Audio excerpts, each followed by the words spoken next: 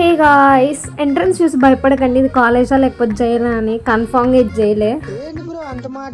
ఇంత వర్షంలో మనం ఎందుకు కాలేజ్కి వచ్చామంటే నాకైతే అటెండెన్స్ లేదనమాట. సో అందుకని కాలేజ్కి వచ్చాను.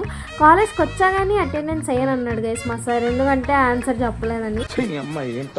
బ్యాడ్ లక్ అనుకొని వాష్రూమ్ వెళ్ళామన్నమాట.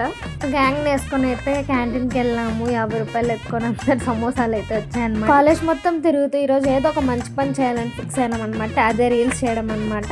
బట్ ప్రకృతి కూడా మాకు సహకరించలేదు గైస్.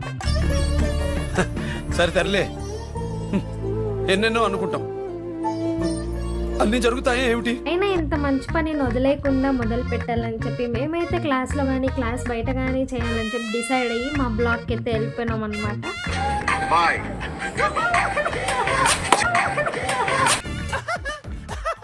నాకు ఇంట్రెస్ట్ పోయింది. Okay bye.